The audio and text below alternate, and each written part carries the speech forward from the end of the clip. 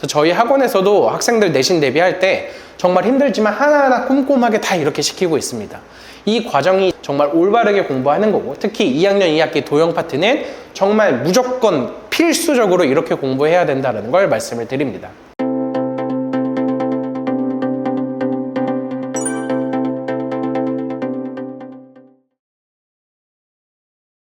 네, 안녕하세요. 안녕하세요. 메이저 수학학원 원장 김용호입니다. 오늘은 오프라인 설명회가 아니라 이렇게 영상으로 녹화본으로 드리게 됐는데, 최근에 이제 감기랑 코로나가 다시 유행하다 보니까 이렇게 영상으로 제공해 드리도록 하는 점 양해 부탁드립니다. 그래서 오늘 저희가 이제 준비한 설명회는 2학년 2학기 원촌중학교 시험이 너무나 어렵다 보니까 어떻게 해야지 좀 시험 대비를 잘 할 수 있고, 어떻게 해야지 고득점을 받을 수 있는지 저희가 직접 학생들을 가르치면서 느낀 경험을 알려드리는 자리가 되겠습니다. 그래서 오늘 저는 고려대학교 수학과를 졸업해서 이제 지금 올해로 벌써 17년차 학생들한테 수학을 가르치고 있는 김영호이고요. 이제 설명회를 시작하기 전에 오늘과 같은 설명회를 가장 빠르게 소식을 받아보실 수 있으려면 네이버 밴드에 메이저 수학학원으로 검색하시거나, 요즘엔 카카오톡 채널을 훨씬 더 많이 활용하시는 것 같아요. 더 카카오톡 채널에서 메이저 수학학원이라고 검색하시면은 이렇게 친구 추가하시면은 가장 빠르게 공지사항으로 받아보실 수 있습니다. 오늘 알아볼 목차부터 빠르게 알아보도록 할게요. 오늘은 2학년 2학기 원촌중학교 시험이 얼마나 어려운지에 대해서 먼저 말씀을 드리고, 그 다음에 최근 출제 경향, 어떻게 출제되고 있는지도 같이 알려드릴게요. 그 다음에 마지막으로 고득점을 위한 공부 방법에 대해서 디테일하게 알려드리도록 하겠습니다. 첫 번째, 원촌중학교 작년 2학년 2학기 난이도가 어땠을까요? 정말 많이 어렵다는 얘기 들어보셨죠? 중간고사도 어렵기는 했는데요, 기말고사가 정말 더 많이 어려웠습니다. 그래서 제가 생각할 때 원촌중학교 뿐만 아니라 일단 2학년 2학기의 난이도가 많이 높습니다. 2학년 2학기는 도형 파트로 구성이 많이 되어 있고요. 그 다음에 삼각형, 사각형, 닮음, 다음에 닮음 활용, 피타고라스 정리, 경우의 수, 이렇게 단원이 구성이 되어 있어요. 근데 학생들이 대부분 초등학교, 중학교, 고등 수학까지 하면서 대수 파트의 연산은 정말 많이 하거든요. 단순 식의 연산 또는 함수, 그래프 등등은 정말 많이 하는데, 도형 파트는 여러 번 반복하는 경우가 조금 적다 보니 훨씬 더 많이 어려워하고요. 사실 고등학교 가서는 이 닮은 파트를 조금 덜 활용하긴 합니다. 도형의 성질이나 닮은 파트를 고등 수학을 계속 선행 공부를 할 때 계속 반복을 안 해주다 보니까 많이 잊어버려서 훨씬 더 어려운 학기가 될 거예요. 그래서 제가 생각하는 중학교 6학기 중에서 2학년 2학기가 일단 가장 어렵다라고 생각을 하고요. 그 중에서도 원촌중학교는 시험이 정말 많이 어렵기로 유명한 학교입니다. 단적인 예로 작년에 지필고사 평균이 60점대 정도예요. 이 60점대가 얼마나 말이 안 되는 건지 라는 거를 한번 제가 보여드릴 텐데요. 작년 원촌중학교 평균, 이거는 중간고사, 기말고사, 그 다음에 수행평가까지 합친 점수예요. 그래서 수행평가까지 합친 점수가 72.3이라는 거는 정말 많이 낮습니다. 그 다음에 뒤에 A, B, C, D, E의 분포인데 학업 성취도가 90%, 80%, 70% 이렇게 이상 되어 있는 학생들의 비율이에요. 잘 보시면은 되게 골고루 5개가 20% 내외로 분포가 되어 있죠.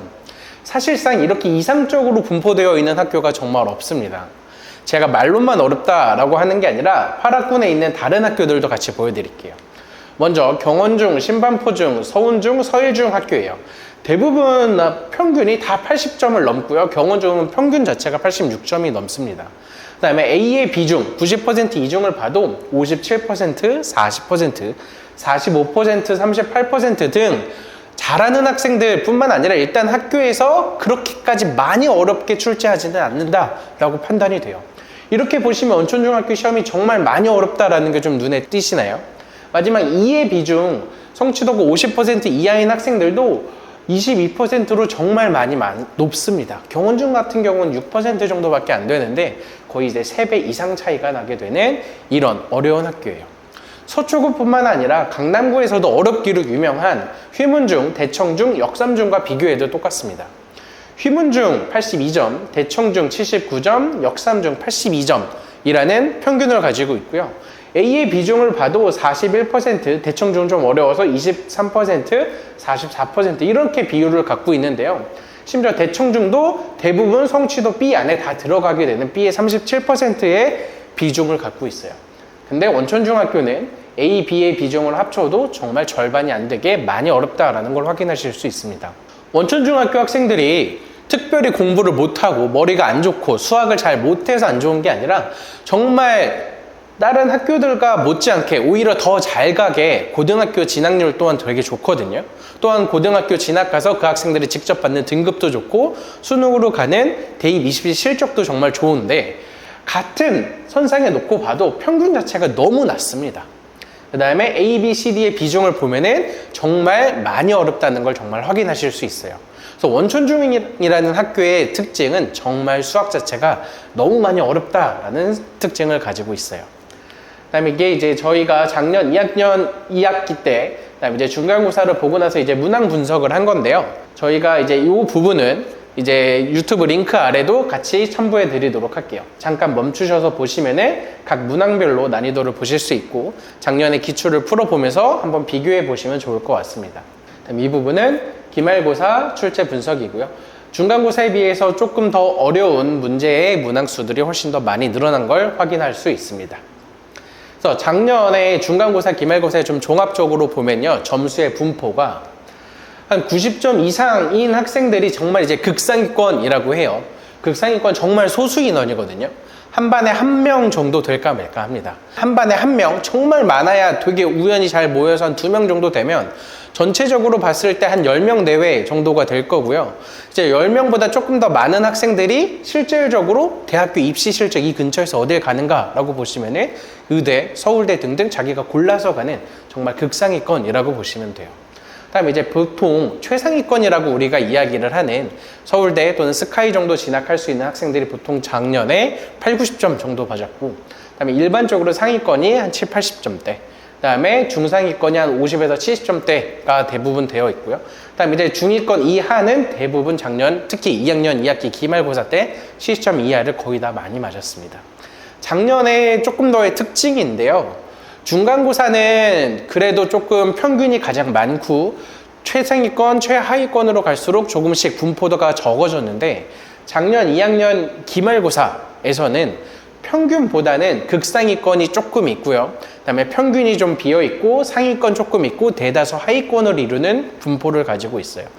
그래서 평균이 한 60점대라고 하더라도 실질적으로 60점을 맞는다고 내가 중간이 아니라 대부분 학생들은 50점 이하를 받았고 되게 잘하는 소수 몇몇 학생들이 평균을 좀 더 이끈 모습을 많이 보이고 있습니다. 그래서 작년 기출을 한번 내가 연습해서 풀어봤을 때 점수가 많이 났다고 너무 낙담하지 않으셨으면 좋을 것 같아요. 그래서 작년에 대한 이제 분포를 한 번 더 보여드리면은 72점, 그다음에 A, B, C, D의 비중이 각각 20% 내외가 되어 있죠. 작년만 어려웠냐라고 해서 22년 것도 같이 보여드릴 건데요. 22년에 2학년 2학기의 평균은 80점이었고요. A, B의 비중만 봐도 둘이 합쳐도 거의 60% 정도가 되는 것들로 되게 정말 많이 보이고 있습니다. 이렇게 보면은 작년만 좀 특별히 어려웠나 라고 생각하실 수 있을 것 같아서 재작년 자료도 같이 제가 보여드릴 건데요. 재작년에는 평균이 73점, 다음에 A, B, C의 비율도 다 20% 내외가 되고 있습니다. 이렇게 보면은 작년만 특별히 어려웠던 게 절대 아니다. 재작년만 쉬웠다라고 생각을 하는 게 일반적이고요. 그다음에 원천중학교 시험은 원래 항상 어렵게 출제를 한다는 걸 인지하고 시험 대비를 시작해야 하는 게 정말 중요합니다. 물론 작년에 여러 가지 좀 말이 많았어요. 학교 선생님이 좀 어떤 이유로 더 어렵게 출제했다라는 좀 카더라라는 이야기도 많고, 그다음에 학생들이 특히 작년에 이렇게 A를 못 받음에 인해서 좀 학교에 좀 항의도 좀 많이 받으면서 올해는 어떻게 출제될지는 모르겠으나 우리 같은 경우는 항상 원천중은 어렵게 출제된다라는 거를 기본 틀로 깔고 시험 대비를 해야 한다라고 생각을 합니다. 그다음 이제 각각 작년에 나왔던 중간 기말 때 어려웠던 문제들을 간단하게만 좀 보여드릴 건데요. 그다음에 2학년 2학기 때 14번 문제, 이렇게 직각삼각형에서 선분의 길이비를 활용을 했어야 하는 문제고요. 그다음에 22번 삼각형에서의 닮은비 활용 문제였습니다. 근데 그림에서 보시면 알겠지만 직각 삼각형의 선분 길이비를 활용하는 건데 직사각형이 나와 있고 보조선을 열심히 그렸어야 하는 문제고요. 22번 또한 평행사변형에서 삼각형의 닮은비를 찾는 등 우리가 좀 복합적으로 좀 어려운 단원이 개념이 이루어져 있다. 복합적으로 섞여 있는 문제가 가장 어려운 문제였다라고 판단을 하시면 될 것 같아요. 그럼 이제 기말고사 또한 우리가 사다리꼴에서 평행선 대각선인데 사실 기말고사 때 시험 범위는 사다리꼴이 안 들어가 있거든요. 사다리꼴이라는 것은 2학년 2학기 중간고사 시험 범위예요.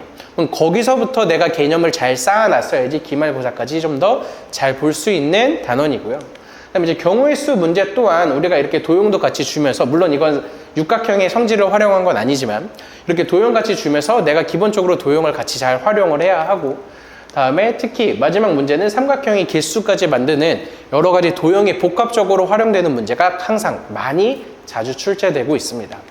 고난이도 문제의 출제 특징은 첫 번째는 겉으로 보이는 쉬워 보이는 문제가 좀 많습니다. 사실 학생들이 문제를 딱 봤을 때 이거 내가 어디서 본직한 문제들이 되게 많거든요.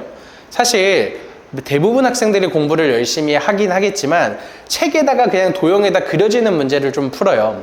그러면 사실 그 도형이 그 도형처럼 버리면서 다 똑같이 보이는 경우가 있어서 이거 내가 본 문제 같아 라고 해서 겉으로 보이기엔 조금 쉬운 문제로 판단이 됩니다. 하지만 개념 하나로 풀리는 문제가 절대 아니에요. 일반적으로 시중 문제집에 대한 우리가 심화 문제를 좀 열심히 풀어도 그 단원에 대한 심화 문제가 출제가 되어 있거든요. 근데 이제 기출 문제 또는 저희 이제 학원에서 대비하는 워크북 또는 모의평가, 출제 예상 문제 등 같은 경우는 여러 단원을 시험 범위에서 복합적으로 개념을 준비시키기 때문에 그거에 대한 출제 연습 대비가 꼭 항상 필요합니다. 그래서 하나의 개념으로 풀리는 문제가 아니기 때문에 시중 문제로만 대비하는 것은 좀 한계가 있다. 그래서 두세 개의 성질을 복합적으로 활용해야 하는 게 이 고난이도 문항의 특징이라고 말씀을 드릴 수 있어요. 이제 각각 하나하나씩을 저희가 보면은 첫 번째, 겉으로 보이면 쉬운 문제, 먼저 이 단계까지 가는 것도 사실 어렵죠. 이 단계까지가 가려면 아까 제가 조금 전에도 말씀드렸다시피 많은 문제를 풀면서 도형 자체가 눈에 익어야 돼요. 내가 그냥 한두 번 푸는 게 아니라 정말 많은 문제를 풀게 되면은 사실 중학교 수준에서 나올 수 있는 성질, 도형의 성질 문제에 도형 유형들이 정해져 있거든요. 그래서 먼저 도형이 눈에 익어야 하고요. 도형이 눈에 익으려면은 직접 손으로 그려가면서 푸는 습관이 정말 많이 중요합니다. 그래서 책에 나와 있는 프린트에 그려져 있는 것이 아니라 저희 학원에서도 직접 이렇게 지도하는데 책에 있는 도형을 보고 노트에 따라 그리는 연습을 하게 돼요. 근데 따라 그릴 때도 되게 중요한 요점이 하나 있는데요. 따라 그릴 때 되게 중요한 것은 그림 그리듯이 그리는 게 아니라 문제를 읽으면서 그려야 하는 거예요. 문제를 읽으면서 평행사변형 A, B, C, D 하면은 A, B, C, D까지 긋고요.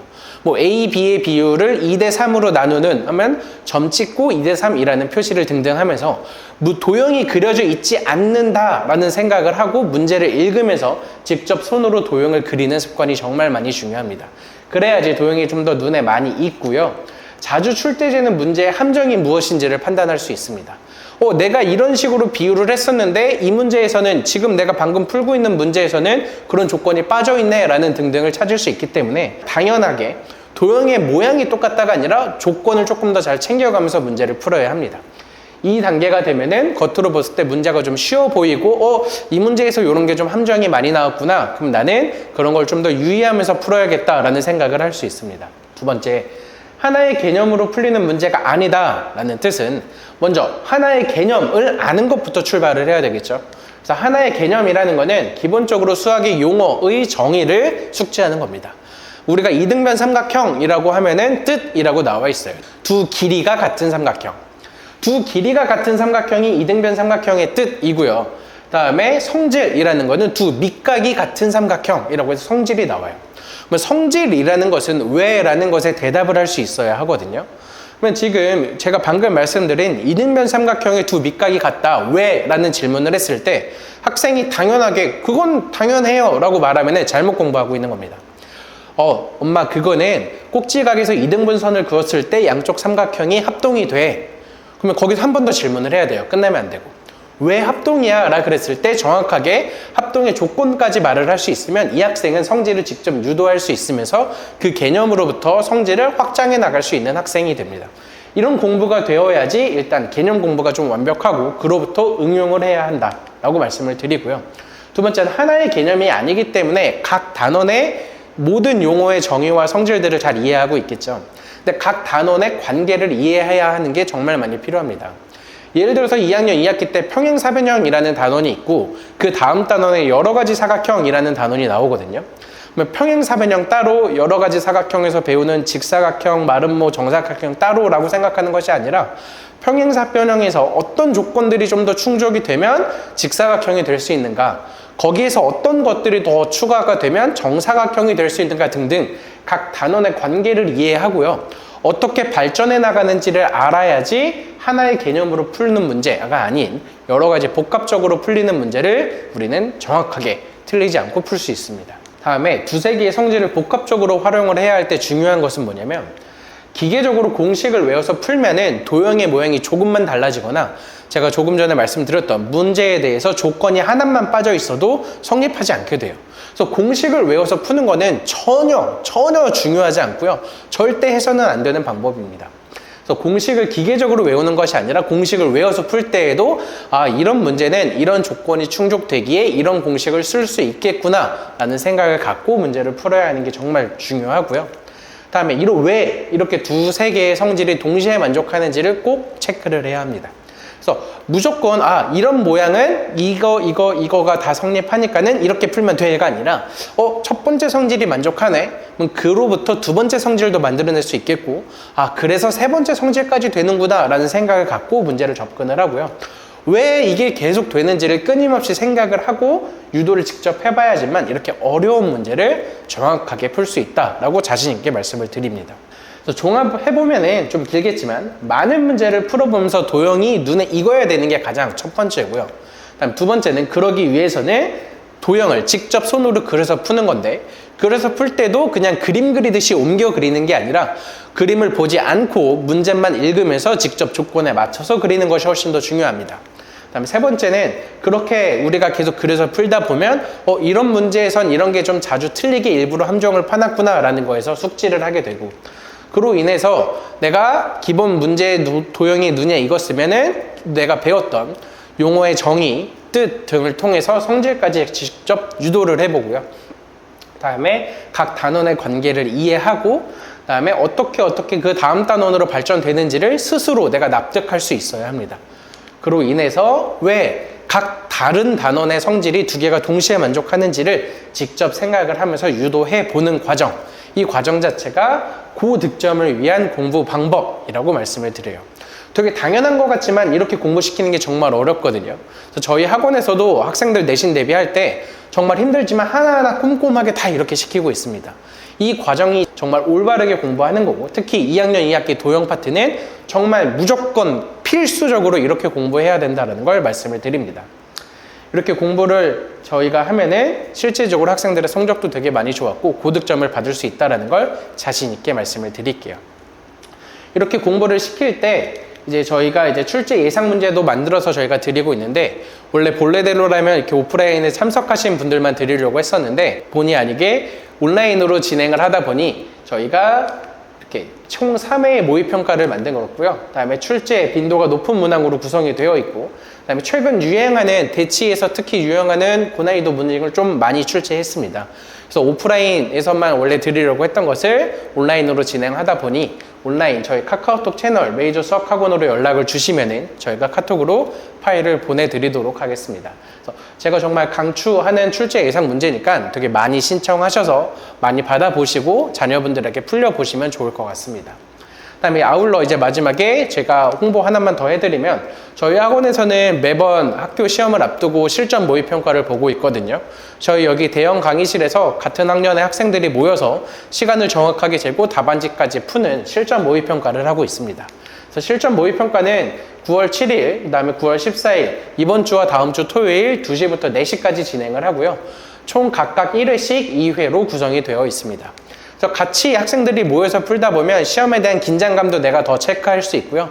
그다음에 그냥 집에서 내가 마냥 푸는 것이 아니라 시간 체크도 저희가 좀 더 타이트하게 하기 때문에 시간 관리 요령 등등을 내가 본격적으로 한 번 더 체크해 볼 수 있고, 그다음에 가장 중요한 답안지 작성 요령 연습까지도 같이 시키고 있습니다.